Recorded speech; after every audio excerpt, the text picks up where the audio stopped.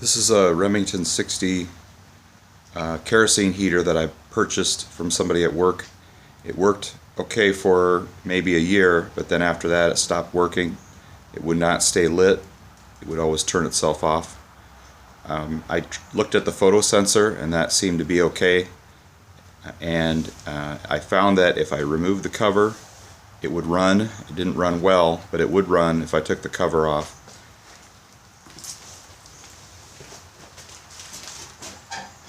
So there's just a few screws that hold this on. I took it apart and that's how I would use it. I would just run it with the cover off and it would do kind of an okay job. So what I decided I probably needed to do after doing a little bit of reading is there's a little seal in here that's made out of some carbon pieces, and those don't seem to be making proper contact anymore, and because of that there's no air pressure developed inside this little housing right here. So I bought a kit off of eBay that has a new rotor disc and some carbon plates that make the seal that help to make the pump, and then a small filter. And I'm going to go ahead and put those things in today, and hopefully it will allow my heater to work properly and I'll be able to put the cover back on and it will heat properly.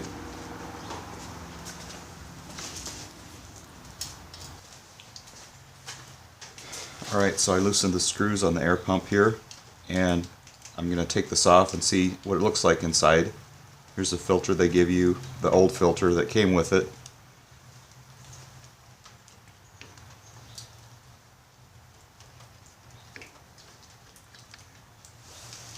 Okay, so I take this cover off. There's another cover inside, so I got more stuff to take apart.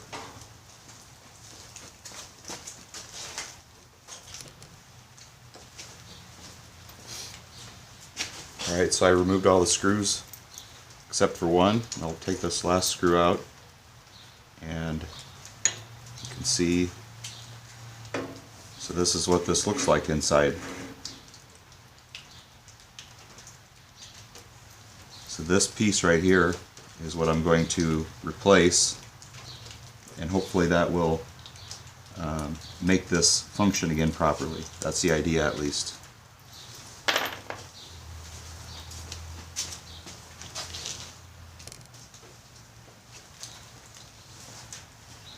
Alright, so I have my new rotor out, and there's an extra plastic piece in here. I'm going to have to sort through and see if I need this or not.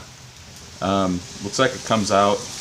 This may lay inside here. There's another, I took the old rotor out, and there's a plastic piece inside here. So this might need to come out and be replaced by this other plastic piece that I have, and then this will lay down in here flat, because as it sits now, because of this plastic being in here, it doesn't go in. So I must have to take that other piece out.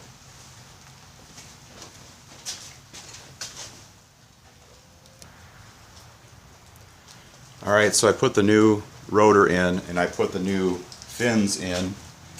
I put the fins in with there's a slightly curved part on these fins. It's kind of hard to see, but I put the curved part against the outside so that hopefully it will make better contact. It seems that there is a side on these that is slightly more curved, and it would make sense that that would touch the curved part of the inside of this circle. So if you can see, if this turns, the little pieces of carbon drop down, and those will help to make up some air pressure, and it will force some air through this system, and this will help to draw the air up through this system, and then it will help to draw some fuel up from the inside of this tank.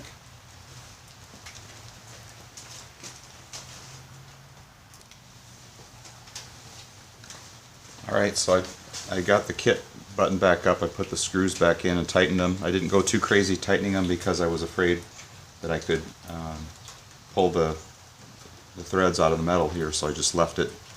I tightened it, but I didn't just go crazy. So one other thing I decided to do is there's a little filter that fits inside of here where this air intake is, and there's probably nothing wrong with that, but I decided to gave me filter material with this kit, so I can cut a new piece and I'll just stick that in there, and that'll at least be updated a little bit.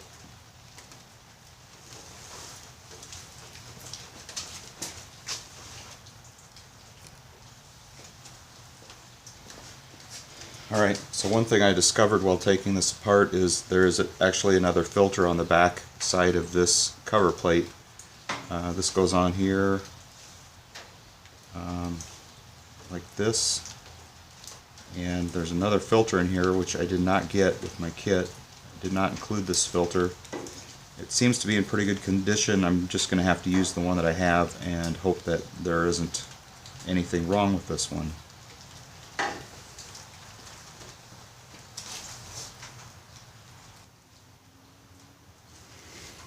Alright, so I'm going to go ahead and try to plug this in. I got everything put back together.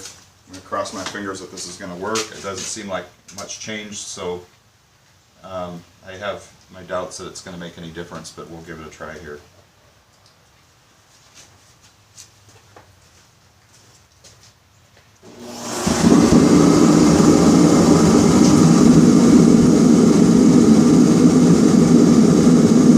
So it's trying to start.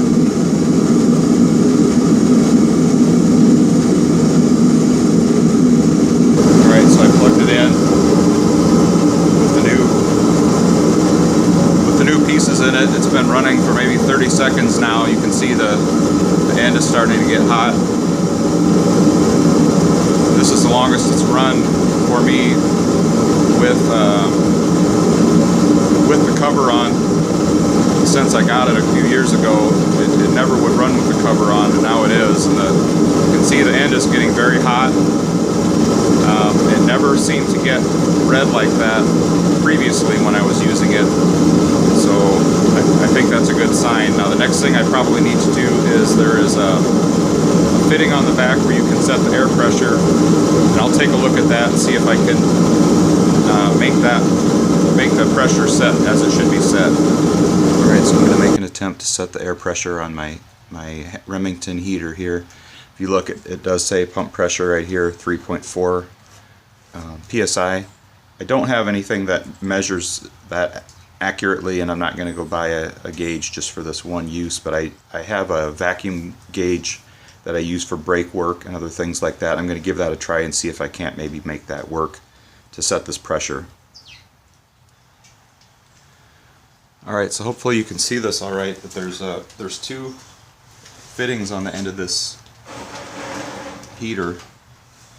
This one is a plug. There's no hole in it, and it just screws out. It's made out of plastic, and I'm pretty sure that this is where you fit your vacuum pressure tester. You put your gauge in here.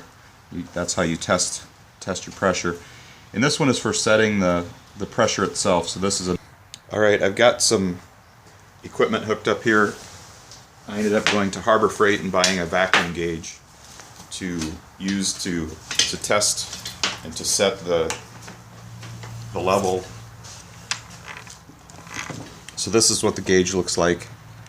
It says to set the pressure to 4.3, which I've done, but I'll show you what it looks like here.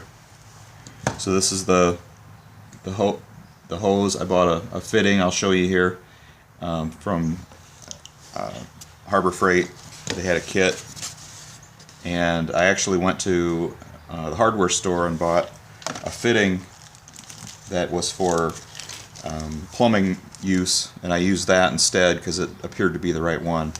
But I'll plug this in real quick and I'll show you what the pressure looks like.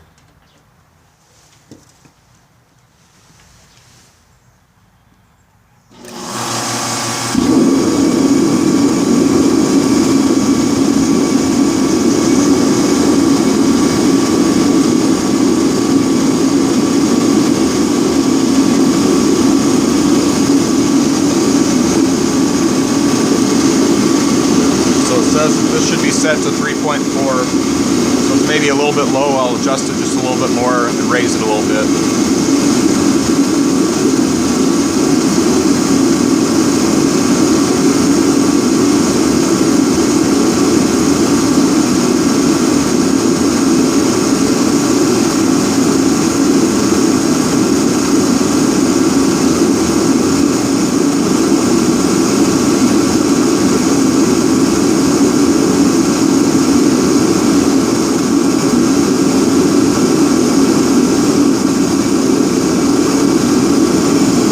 that's about 3.5, and that's what it says it should be.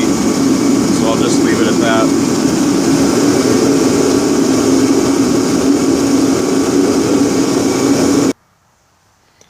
So here's my heater. I cleaned it up a little bit. It had last year's dust on it, so I'm gonna start it up one more time. I have the pressure set, so it should run okay now. Let it run for a while.